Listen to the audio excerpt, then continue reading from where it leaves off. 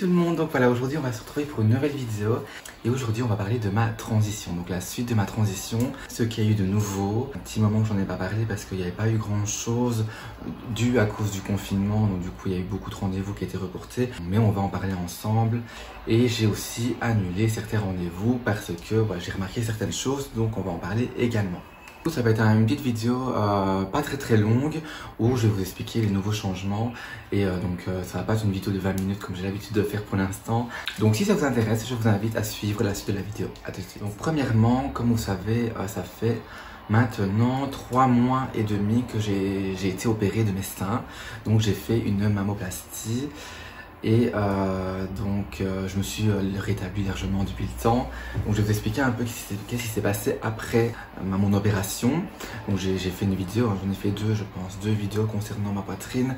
C'était un vlog, donc j'ai vu que vous avez énormément apprécié ce genre de vidéos. Donc du coup, je compte bien sûr en faire dans mes futures opérations à venir. Qu'est-ce qui s'est passé donc après l'opération? Donc simplement, j'ai dû bien évidemment rester pendant 4 semaines sans rien faire. Donc du coup, je ne devais pas faire d'efforts, je ne devais pas lever les bras, je devais en fait être aidé H24 parce qu'en fait, le fait de tirer les bras vers l'arrière, de lever les bras vers le haut ou même en avant, ça pouvait déplacer la prothèse. Donc du coup j'avais un soutien-gorge de contention, donc c'est un soutien-gorge qui serre la poitrine pour que la poitrine reste en place. Et j'avais aussi une bande que je mettais au-dessus de mes seins pour éviter que mes seins remontent. Je devais dormir dans une position très désagréable, c'était sur le dos. Je n'ai pas l'habitude de dormir sur le dos, donc du coup je vais prendre sur moi. Je devais dormir donc couché comme ça, avec les bras en avant. C'était vraiment une horreur. Donc j'ai dû prendre sur moi, j'avais vraiment du mal à m'endormir, c'était vraiment chiant.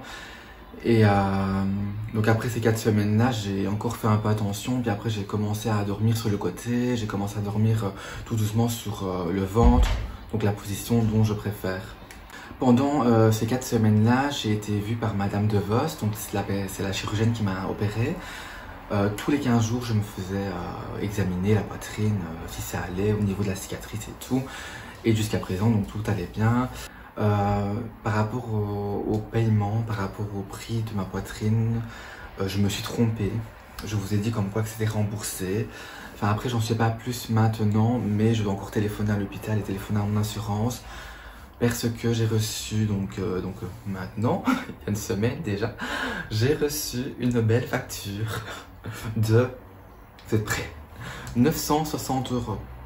Oui, j'ai reçu une facture de 960 € quand j'ai vu la facture, alors qu'on m'a dit comme quoi que l'opération était remboursée. Donc moi, ce que je vous ai dit, c'est ce qui m'a été répété par ma psychologue et par mon endocrinologue. Donc du coup, je pensais ne pas recevoir une facture de ce prix-là. Donc du coup, oui, certes, pour une poitrine, ce n'est pas cher. Bien évidemment, 960 € pour des seins, ce n'est pas cher parce que la grande majorité a été remboursée.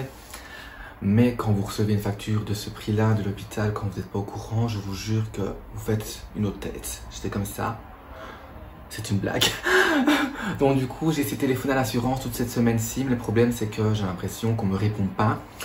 Je sonne, je reste 1 heure au téléphone à attendre et je n'ai personne à l'appareil.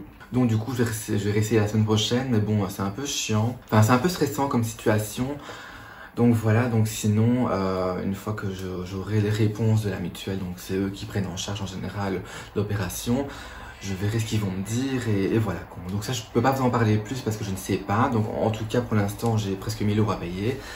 Et ce n'est pas sûr, donc du coup je préfère vous en reparler dans une prochaine vidéo parce que là je suis pas sûr, je suis un peu dans le flou avec cette situation là. Sinon, mis à part ça, je suis très satisfaite de la forme, je suis très satisfaite du volume. J'ai vraiment de très beaux seins, ça je peux le dire enfin, j'ai des beaux seins.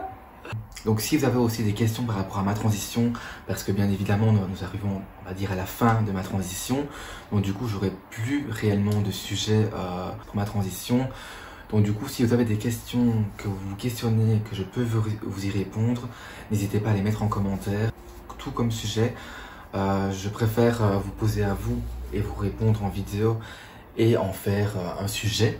que moi réfléchir et vous parler de la même chose tout le temps. Donc du coup voilà, donc si vous avez des questions, n'hésitez pas à les mettre en commentaire. C'est vraiment très important pour moi pour continuer ma chaîne sur la transition. Parce que c'est un peu le sujet de base et c'est pour ça que vous me suivez. Peut-être tout ça, bien sûr, je ferai des vidéos make-up, je vais plus faire des vidéos de make-up maintenant parce que j'ai plus le temps de faire des vidéos de make-up. Mais sinon, voilà, donc n'hésitez pas à mettre en commentaire vos idées de vidéos, vos idées de vos questions, voilà, toutes vos idées, vous les mettez en commentaire et moi je ferai une sélection et en soi, ça m'aidera plus facilement à trouver des sujets. On revient un peu à d'autres changements que je voulais faire pour ma transition. Donc du coup, j'avais rendez-vous pour ma mâchoire. C'était il y a un mois, je l'ai annulé. J'ai décidé d'annuler ma mâchoire parce que, premièrement, en fait, quand vous commencez une transition, vous savez pas très bien qu'est-ce que vous allez faire. Vous savez pas comment vous allez avancer, comment vous allez évoluer. Donc du coup, en fait, au début de votre transition, vous avez envie de tout changer, vraiment de tout changer. Donc du coup, une fois qu'on commence à avoir la prise hormone, faut savoir que la prise hormone change la répartition des graisses. Donc ça change certaines parties du corps, comme la poitrine naturellement, comme les hanches, les fesses, ça change la forme du visage. Donc moi, avant, j'avais un visage qui était beaucoup plus marqué, carré, maintenant il est beaucoup plus arrondi. Et quand j'ai commencé ma transition, donc ma prise d'hormones entre autres, je voulais tout changer sur mon visage, mais maintenant pas. Voilà, maintenant j'aime vraiment la forme de mon visage. À force qu'on me dit non, Calista ne fait pas la mâchoire, t'as vraiment une mâchoire qui est fine. Oui, ok, c'est un peu carré au niveau de là, mais sinon, franchement, au niveau de ma mâchoire, je suis très satisfaite du résultat que j'ai maintenant. Donc j'ai décidé que la refaire, ça ne servait à rien, peut-être de l'argent gaspillé. Et peut-être que ma nouvelle mâchoire, je l'aurais pas aimée. Donc du coup, je suis vraiment très contente d'avoir réfléchi sur ça parce que voilà, j'ai pas envie d'être la personne qu'on voit que c'est là l'air faite, vous voyez. J'ai pas envie de paraître pas naturel. Donc du coup, j'ai décidé de pas la faire. Et si je devais réellement faire quelque chose, comme je vous ai déjà expliqué, c'est juste changer certaines parties de mon visage avec des injections. Donc du coup, en parlant d'injections, j'avais rendez-vous pour mes pommettes, pour mes lèvres et pour peut-être le petit bout là du menton. C'est vraiment très très fin, très naturel. Et je voulais juste rajouter un peu de volume au niveau des pommettes. Et en fait au niveau des lèvres, je voulais juste en fait faire le contour de mes lèvres pour que ce soit beaucoup plus démarqué. Mais tout en restant dans le naturel. Et c'est ça que je voulais donc en fait. Mais avec le corona, bien sûr, ça a été annulé. Donc du coup, je suis dégoûtée. Et un autre petit changement, donc ça c'est aussi encore, c'est un caprice par exemple. Ce n'est pas nécessaire, mais bon, j'ai envie. Je refais encore mon nez. Donc ça n'a rien à voir avec ma transition, c'est juste moi, j'ai envie de refaire mon nez. Tout simplement parce que là, vous le voyez pas, j'ai de contouring. Donc je sais pas si vous allez comprendre si je vous explique. Mais en fait, au niveau de la largeur de mon nez qui est là, donc je sais pas si vous voyez bien, j'aimerais bien que ce soit beaucoup plus fin. Quand je me suis fait opérer du nez, donc c'était gonflé. Et il faut 1 an, plus ou moins, pour voir un réel dégonflement. Et j'ai remarqué comme quoi qu'en dégonflant, en fait là c'était fin comme je voulais, mais pas là. Voilà, donc du coup j'aimerais bien juste toucher à ce niveau-là. Et un peu diminuer ma pointe, parce que je trouve que j'ai mon nez encore large. Donc voilà, donc j'aurais bien juste un nez un peu plus fin que ça. Et sinon, mis à part ça, je veux plus rien faire du tout. Voilà, donc sinon, je vous ai toujours dit comme quoi que moi l'opération du bas, je ne la ferai pas. Pourquoi? Parce que pour moi le sexe ne définit pas un genre. Donc si toi, tu as un sexe masculin et tu te sens femme, mais tu es une femme, il n'y a pas à dire. Si pour toi ton genre c'est d'être une femme, tu es une femme, peu importe le sexe que tu as. Et moi, je me définis en tant que femme. Si on doit rentrer dans des cases, je me définis en tant que femme à part entière. Et ça, personne ne peut me juger. Vous n'êtes pas dans ma tête.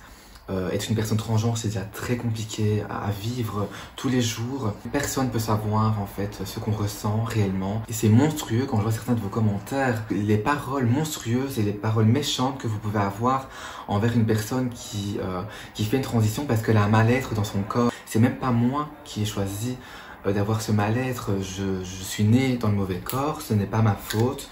Si je pouvais choisir, je l'aurais fait autrement bien sûr. Et vous êtes là à juger, mais c'est pas normal. Et alors là, vous mélangez tout, vous mettez les religions dedans et tout. Et ça devient une catastrophe et je lis vos commentaires et j'en rigole et je me dis mais comment c'est possible qu'on peut penser ça actuellement? Vous êtes personne pour juger, vous pouvez pas comprendre ma situation. enfin la situation dont je l'ai été, parce que maintenant ça va beaucoup mieux, je me sens beaucoup mieux de ma peau depuis mes changements. Et sinon voilà, vous pouvez pas juger des personnes sans savoir la situation. Et ça, pas que pour moi, pour personne. Donc du coup, je me ferai opérer du nez en janvier, le 4 janvier, si c'est pas annulé. Pour revenir à mon nez, parce que quand j'ai un sujet dans ma tête, j'explique tout, puis je parle, puis j'oublie sur de quoi on parlait de base.